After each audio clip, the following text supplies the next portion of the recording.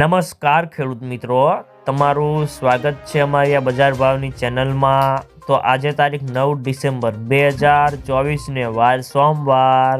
તો આજના આ વિડીયોની અંદર આપણે કપાસ પકવતા અને આ વર્ષે કપાસનો સંગ્રહ કરવો કે ન કરવો, સાથે દરેક માર્કેટિંગની અંદર અત્યારે કપાસના બજાર ભાવ કેવા ચાલી રહ્યા છે તેની સંપૂર્ણ અપડેટ મેળવીશું। તો વિડીયોમાં છેલ્લે સુધી બન્યા રહેજો।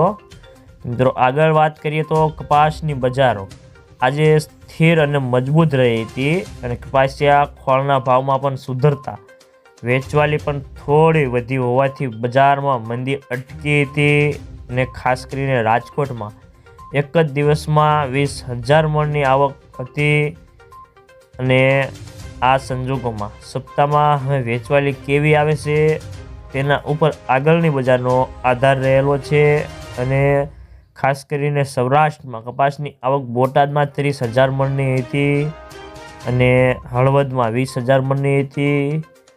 તો મિત્રો દેશમાં રૂની આવકો આજે ઘટીને 1.70 લાખ ગાંસડીની સપાટી પર આવી ગઈ છે અને આવકો હજી પણ થોડાક દિવસમાં પરંતુ ત્યારબાદ ફરીને 1-2 લાખ ગાંસડીની આસપાસ આવકો થાય તેવી ધારણા દેખાઈ રહી છે અને હવે સુધરશે તો વેચવાલી થોડી વધશે તેવી ધારણા છે અને ખાસ કરીને ગુજરાતમાં શંકર રૂનો ભાવ 3.8 માઇકનો 100 રૂપિયા ઘટીને 53,800 થી 54,100 હતા।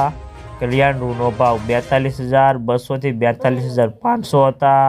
તો મિત્રો ચાલો જાણી લે કે દરેક માર્કેટિંગ યાર્ડની અંદર કપાસના બજાર ભાવ કેવા ચાલી રહ્યા છે તે જે 20 કિલોગ્રામ દીઠ આપેલ છે।